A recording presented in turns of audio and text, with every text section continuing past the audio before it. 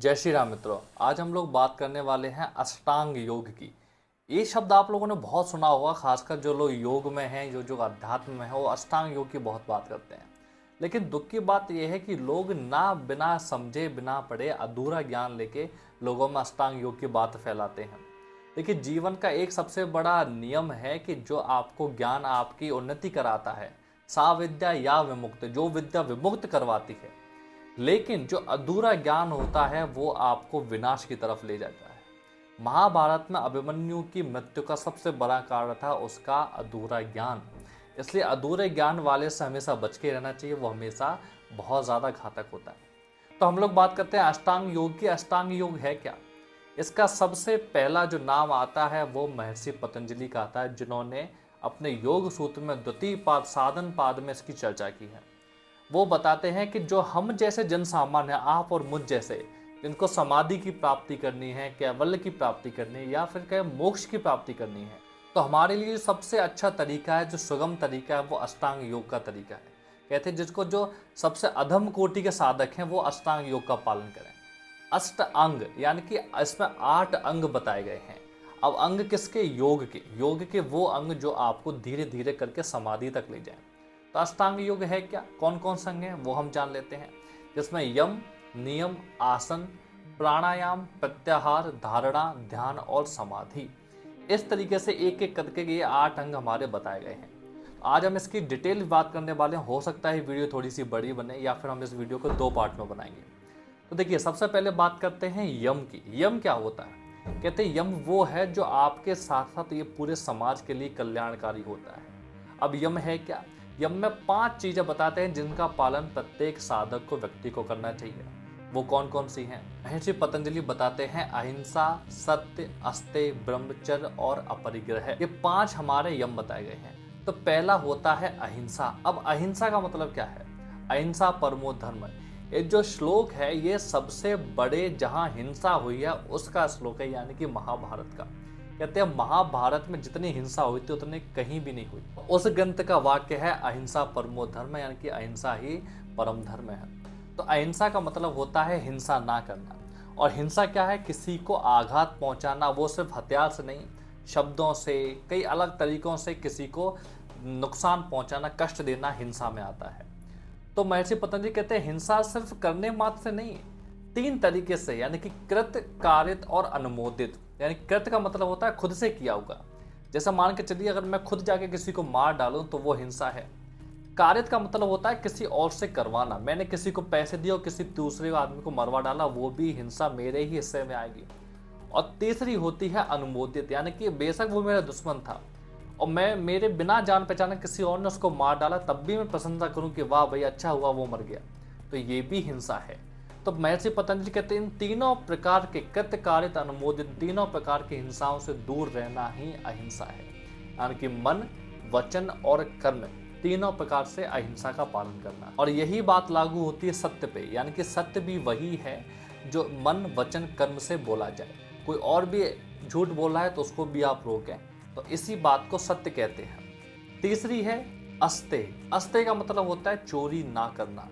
यानी कि जो चोरी सिर्फ धन की नहीं, किसी भी प्रकार की, किसी के विचारों की, किसी के नाम की, किसी के काम की, बिना उसकी परमिशन के, बिना उसके पूछे उसका काम चुराना भी चोरी होता है। तो अस्तेय का मतलब है चोरी ना करना। और चौथा है अपरिग्रह। अपरिग्रह का मतलब होता है संग्रह ना करना।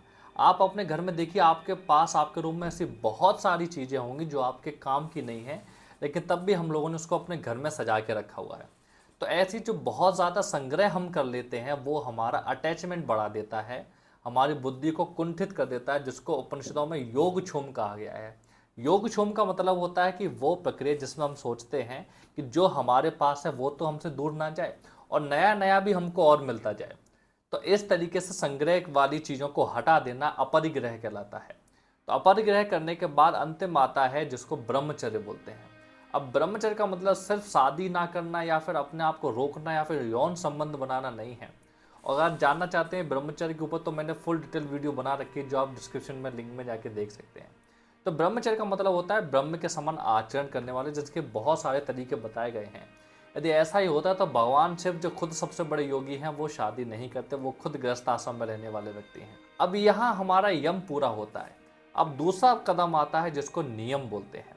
अब नियम वो है जो सिर्फ आपके लिए है, क्योंकि साधना अभी आपको करनी है।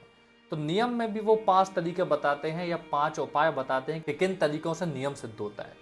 तो महर्षि पतंजलि कहते हैं शौच, संतोष, तप, स्वाध्याय और ईश्वर परिधान, इन 5 को सिद्ध करने से नियम सिद्ध होता है। अब पहला है शौच। शौच का मतलब होता है शुद्धिकरण। अब जो हम सुबह नहाते हैं, स्नान करते हैं, मल मूत्र का त्याग करते हैं, सिर्फ वही शौच नहीं है, वो शारीरिक शौच है। लेकिन महर्षि पतंजलि बात करते हैं आंतरिक शौच, यानी कि अपने विचारों की शुद्धि करना। तो जब विचार शुद्ध करेंगे, अंदर के मैल को हटाएंगे, तो अपने आप हमारा मन साफ हो जाएगा। दूसरा है संतोष। जितनी आपकी साधना हो चुकी है उतने में संतुष्ट रहना। कई बार क्या होता है, हमारे पास कुछ चीज़ें कम होती है, लेकिन दूसरे को देख के हमारा लालच बढ़ता जाता है। तो इसलिए कहते हैं संतोष है सर्व सुख लाभ। संतोष सबसे बड़ा सुख होता है। और तीसरा होता है तप। तप का मतलब हो तपश्चर्या या तपस्या करना। अब तपस्या मतलब ये नहीं होता कि आप कहीं दूर जाके हिमालय में लंगोटी पहन के पद्मासन लगा के शीर्षासन लगा के बैठ जाइए। तप का मतलब होता है कुछ एक निश्चित नियमों का पालन करना, कि भाई हम इस नियम को किए बिना अपना भोजन नहीं करेंगे, या फिर पूजा अर्चना किए बिना हम बाकी काम नहीं करेंगे, या फिर स्नान किए बिना हम भोजन नहीं करेंगे। ऐसे नियम का बनाना ही तप है। तब थोड़ा सा मुश्किल होता है, जो प्रत्येक व्यक्ति अपने अपने आधार पे बना लेता है। चौथा होता है स्वाध्याय। स्वाध्याय बहुत ज़रूरी है। स्वाध्याय का मतलब होता है स्वयं का अध्ययन करना। अब स्वयं का अध्ययन हम करते हैं गुरु वचनों से। गुरु के वचनों को सुनना, बड़े बड़े ग्रंथों को पढ़ना, उपनिषदों को पढ़ना, ताकि जिससे हमारी आत्मोन्नति हो सके, जिसको स्वाध्याय कहते हैं। और नियम में अंतिम है ईश्वर परिधान, जो सबसे ज़्यादा ज़रूरी है, कि ईश्वर की शरणागति, कि ईश्वर के बिना हमारे जीवन में कुछ भी संभव नहीं है। आप किसी भी मार्ग में जाइए, किसी भी परिस्थिति में जाइए, जब तक आप ईश्वर को प्राप्त नहीं करते हैं, ईश्वर को नहीं बचते हैं, आपको उस मार्ग में सफलता नहीं मिल सकती। भगवान श्री कृष्ण श्रीमद् भगवद गीता में कहते हैं कि इस धरती पे ऐसा कोई मनुष्य नहीं है जो श्रद्धावान ना हो। प्रत्येक व्यक्ति श्रद्धावान है, लेकिन उसकी श्रद्धा अलग अलग विषयों में अलग अलग प्रकार की होती है। तो यम नियम का पालन करने के बाद, इनको प्रतिष्ठित कर लेने के बाद, हम तीसरे कदम पर बढ़ते हैं, जिसका नाम है आसन। अब जैसे हम आसन का नाम लेते हैं तो आपके मन में बहुत सारे बड़े बड़े खतरनाक खतरनाक आसनों के नाम और विचार आने लगेंगे कि भाई शीर्षासन, उत्कट आसन, कुक्कुट आसन, पश्चिमोत्तानासन, मयूर आसन जैसे आसन को लगाइए और सिद्ध कर लीजिए। तो ऐसा नहीं है। महर्षि पतंजलि कहते हैं स्थिर सुखम आसनम, कि कोई भी स्थिति ऐसी जहां आपको स्थिरता प्रदान हो, सुख प्रदान हो, उस अवस्था को आसन कहते हैं। मान के चलिए मैं ऐसे बैठा हूं, लेकिन बिना हिले डुले अगर मैं 3 घंटे तक बैठ सकता हूं, तो मेरे लिए ये भी आसन है। एक हाथ ऊपर करके आप खड़े हो जाते हैं 2 घंटे तक, तो आपके लिए वो भी आसन है। तो हर एक वो स्थिति जो आपको बिना हिले डुले, स्थिरता बहुत ज़रूरी है, स्थिरता हो और आपको सुख प्रदान हो। आपको दर्द नहीं होना चाहिए शरीर में कि पद्मासन लगाए हैं लेकिन दर्द हो रहा है फिर भी खींच के लगाए हैं, तो वो स्थिति आसन नहीं है। आसन वो है जो सुख प्रदान करे। क्योंकि आसन की डेफिनेशन में कहते हैं प्रयत्न शैथिल्य अनंत समापत्तिभ्याम, यानी जहाँ प्रयत्न हम करते हैं, यानी जोर जबरदस्ती कर रहे हैं, वो शिथिलता समाप्त हो जाए, वो स्थिरता समाप्त हो जाए, तब जाके अनंत समापत्ति, यानी कि अनंत में हमारा मन लगता है। तो इस प्रकार से आसन सिद्ध होता है। यानी कि आप प्रत्येक दिन आसन का अभ्यास कीजिए, कि किसी भी एक आसन में लगातार बैठना, 1 दिन 2 दिन शनै शनै अभ्यास करने के बाद, एक लंबे समय के बाद आपको वो आसन की प्राप्ति हो जाएगी, जहां आप घंटों तक सुख के साथ बैठ सकते हैं। जब आसन की स्थिति प्राप्त हो जाती है तो अगला कदम आता है, जिसको हम बोलते हैं प्राणायाम। अभी यहाँ प्राणायाम का मतलब वो नहीं है जो हठ योगी हमें बताते हैं, जो सूर्य भेदी, उज्जाई, शीतली, शीतकारी, भ्रामरी, मूर्छा, ऐसे प्राणायाम की बात बिल्कुल नहीं है। प्राणायाम के बारे में कहा जाता है तस्मिन सती श्वास प्रश्वास योगत विच्छेद प्राणायाम। तस्मिन सती यानी कि आसन के सिद्ध हो जाने के बाद वो अवस्था जहाँ श्वास प्रश्वास, श्वास का मतलब होता है लेना, इनहेलेशन, और प्रश्वास का मतलब होता है श्वास छोड़ना, एक्सहेलेशन, इन दोनों की स्थिति बराबर हो जाए, बिल्कुल रिलैक्स हो जाए, बंद हो जाए, उस अवस्था को प्राणायाम कहते हैं। तस्मिन सती श्वास प्रश्वास योगत विच्छेद प्राणायाम, उनका विच्छेदन हो जाना प्राणायाम है। वो लगातार अभ्यास करने के बाद हमारे शरीर में पैदा होता है। प्राणायाम खत्म करने के बाद अगला स्टेप होता है, जिसको प्रत्याहार बोलते हैं।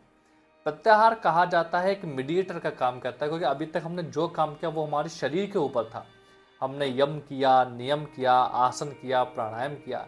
अब हम शरीर से अंदर की तरफ जा रहे हैं, तो इसका नाम है प्रत्याहार, जो सबसे ज़्यादा महत्वपूर्ण है। तो प्रत्याहार का मतलब होता है अपनी इंद्रियों को जीतना, अपने इंद्रियों को वश में करना। यानी कि जो हमारा मन बार बार डोलता है, अलग अलग चीज़ों को खाने का, पीने का, घूमने का शौक बनता है, उसको नियंत्रण करना। लेकिन उसको नियंत्रण करना इतना आसान नहीं होता। तो प्रत्याहार करने से इंद्रिय जय होता है, यानी कि प्रत्याहार सिद्ध होने पे मनुष्य की इंद्रियां जीत ली जाती हैं। तो कहते हैं धीरे धीरे मन को मार के वैराग्य लेते लेते धीरे धीरे जब इंद्रियां हमारे वश में आ जाएं, तो उस स्थिति को प्रत्याहार कहते हैं। प्रत्याहार का मतलब ये नहीं है कि गुलाब जामुन सामने रखा है लेकिन आप खा नहीं रहे हैं और मुंह में पानी आ रहा है। प्रत्याहार का मतलब वो है कि गुलाब जामुन सामने भी है लेकिन वो आपके लिए किसी काम का नहीं, उसमें और मिट्टी में कोई फर्क नहीं है। उस स्थिति को प्रत्याहार कहते हैं। तो कई लगातार अभ्यास करने के बाद प्रत्याहार की स्थिति जब पैदा होती है, तो उसके बाद हम और अंदर की तरफ चलते हैं, जिसका नाम है धारणा। अब धारणा क्या है? अब देखिए, हम अभी तक 5 स्टेप को देख चुके हैं, यम, नियम, आसन, प्राणायाम, प्रत्याहार।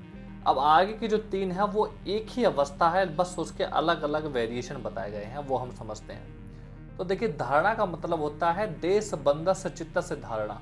महर्षि पतंजलि कहते हैं कि किसी भी देश में अपने चित्त को बांधना ही धारणा है। जैसे कि आप मान के चलिए, आपके सामने एक भगवान कृष्ण की मूर्ति है, माँ काली की मूर्ति है, भगवान शिव की मूर्ति, जिसको जो भी आपके इष्ट देव हैं उन पे आपको ध्यान लगाना है। तो उनको लगातार देखते रहना, अपने चित्त को वहां बांध देना ही लगातार वही आपकी धारणा है कि आप उसको लगातार देख रहे हैं। एक जगह पर आपने अपने चित्त को बांध दिया है। अब भगवान कृष्ण के अलावा, महादेव के अलावा आपको कुछ और दिखाई नहीं दे रहा है। उस अवस्था को हम धारणा कहेंगे। और जब धारणा बहुत मजबूत हो जाती है तो उसी स्थिति को ध्यान कहते हैं। तत् प्रत्येक तानता ध्यानम। जब वो विचार जो चल रहा था दिमाग में, कृष्ण जी का, महादेव का, माता का, वो ध्यान, वो विचार हमारे दिमाग में, शरीर में लगातार घूमता रहे। यानी कि अब आपको उस मूर्ति की भी ज़रूरत नहीं है। आपने आंखें बंद कर ली तो आंखें बंद करके आप अपने इष्ट का ध्यान कर पा रहे हैं। इसे ही ध्यान मेडिटेशन कहा जाता है, लेकिन आजकल के लोग इसका मजाक बना के रख दिया है और ज़रा सा 5 मिनट 10 मिनट बैठने को ही मेडिटेशन कहते हैं।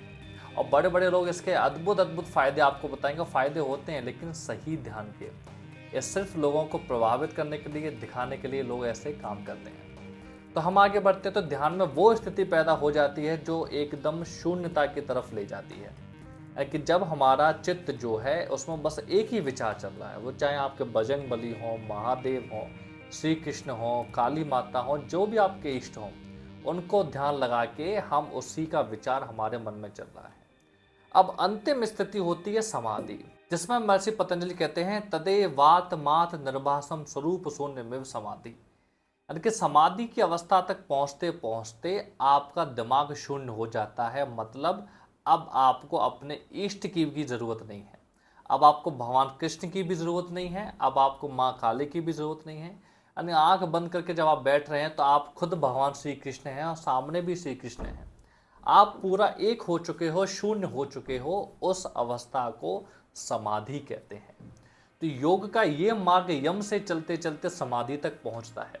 कहा जाता है इस मार्ग को पूरा करते करते एक जीवन भी हो सकता है शायद कम पड़े, क्योंकि अहिंसा, सत्य, अस्तेय, ब्रह्मचर्य, इनका पालन करना, फिर शौच, संतोष, तप, स्वाध्याय, ईश्वर परिधान, इनका पालन करना और प्रतिष्ठित करते करते जाते जाते समाधि तक पहुंचते हैं।